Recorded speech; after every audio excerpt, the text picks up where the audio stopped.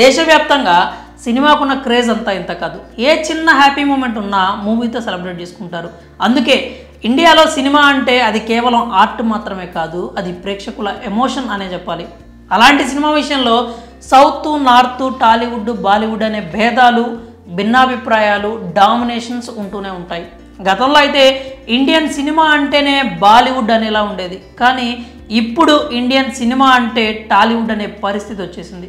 ఏ craft చూసినా కూడా south domination ఎక్కువగా ఉంది. మరీ ముఖ్యంగా టాలీవుడ్ ఆధిపత్యాన్ని బీటౌన్ పెద్దలు జీర్ణించుకోలేకపోతున్నారు. పైకి చెప్పుకోలేక మన సినిమాలకు మనస్ఫూర్తిగా చప్పట్లు కొట్టలేక మదన పడిపోతున్నారు.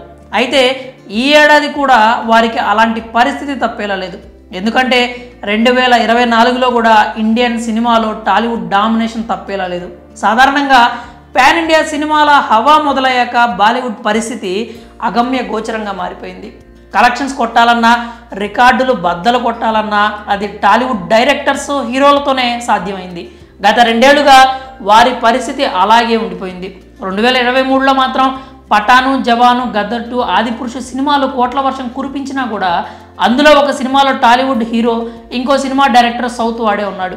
అలా కూడా వారికి పూర్తి ఆనందం దక్కలేదు. ఇప్పుడు ఇదే సీన్ 2024లో కూడా రిపీట్ అయ్యే పరిస్థితి కనిపిస్తోంది. నిజానికి అంతకు మించే వారికి షాకులు తగిలే సినిమాలు టాలీవుడ్ నుంచి ఈ ఏడాది కోసం క్యూ కడుతున్నాయి. ఎందుకంటే రాబోయే చిత్రాలు దాదాపుగా పాన్ ఇండియా సినిమాలే ఉన్నాయి. అది కూడా సూపర్ డూపర్ కాన్సెప్ట్తో వస్తున్నాయి. వాటిలో సీక్వెల్తో వస్తున్న పుష్ప 2 మూవీకి వరల్డ్ వైడ్గా ఉన్న హైప్ గురించి ప్రత్యేకంగా చెప్పాల్సిన అవసరం లేదు. బాలీవుడ్ ఆడియన్స్ కూడా ఇప్పటికీ మే జుకేగా నహి, పుష్ప బలితో ఫ్లవర్ సంజే క్యా, ఫైర్ హూమే అంటూ డైలాగులు చెప్పేస్తున్నారు. అలాంటి సినిమాకి సీక్వెల్ అంటే థియేటర్లో మాస్ జాతర నెలకొంటుందనే చెప్పాలి.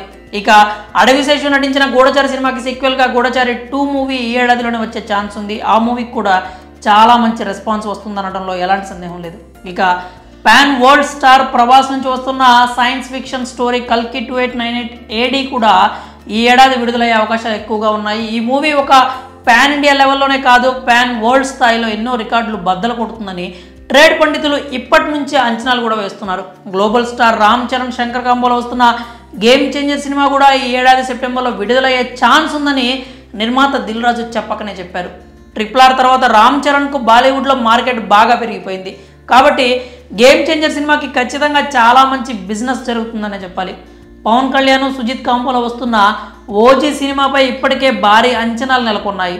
ఎందుకంటే సుజిత్ నిర్మించిన సాహో చిత్రానికి బాలీవుడ్ ప్రేక్షకులు నీరాజనాలు పట్టారు. అంతేకాకుండా ఇప్పటికే ఓజీ గ్లింప్స్కి నార్త్ ఆడియన్స్కి పిచ్చెక్కిపోయి ఉన్నారు. ఇక జూనియర్ ఎన్టీఆర్, కొర్రాల శివ కాంబోలో వస్తున్న దేవరా పార్ట్ 1 కోసం అయితే ఒక్క తెలుగు ప్రేక్షకులే కాదు, హిందీ ఆడియన్స్ కూడా 1000 కళ్ళతో ఎదురు చూస్తున్నారు. ఎందుకంటే ఎన్టీఆర్కు ఉన్న మార్కెట్ ఒక కారణం అయితే ఆ మూవీలో హీరోయిన్గా జాన్వీ కపూర్ చేస్తున్న విషయం తెలిసిందే. ఈ 2 కారణాలతో బాలీవుడ్లో దేవర సినిమాకి ఎంతో మంచి మార్కెట్ ఏర్పడుతుందని చెబుతున్నారు. అంతేకాకుండా కార్తికేయ 2తో పాన్ ఇండియన్ హీరోగా మారిపోయిన నిఖిల్ స్వయంభూ అనే హిస్టారికల్ పాయింట్తో వస్తున్నాడు. నిఖిల్కు నార్త్లో మంచి మార్కెట్ అయితే క్రియేట్ అయింది. ఈ నేపథ్యంలోనే స్వయంభూపై కూడా భారీ అంచనాలు ఏర్పడ్డాయి. ఈ లెక్కను చూసుకుంటే పాన్ ఇండియన్ లెవెల్లో టాలీవుడ్ ఈ ఏడాది కూడా బాక్స్ ఆఫీస్ని బద్దలు కొడుతుంది అనడంలో ఎలాంటి సందేహం లేదు. ఇక ఇవి మాత్రమే కాకుండా మెగాస్టార్ చిరంజీవి నుంచి విజువల్ వండర్గా రాబోతున్న విశ్వంబర, అలాగే బాలకృష్ణ 109 మూవీ, ఇంతేకాకుండా న్యాచురల్ స్టార్ నాని నుంచి సరిపోతుందా శనివారము, అలాగే టిల్లు స్క్వేరు, ఇలాగే చాలా సినిమాలు టాలీవుడ్ నుంచి అయితే ఈ ఏడాది బాక్స్ ఆఫీస్ బరిలో దిగబోతున్నాయి. మరి ఈ ఏడాది కూడా బాలీవుడ్ పై టాలీవుడ్ ఆధిపత్యాన్ని కొనసాగిస్తుందా? మీ అభిప్రాయాలు ఏంటో కామెంట్స్ రూపంలో తెలియజేయండి.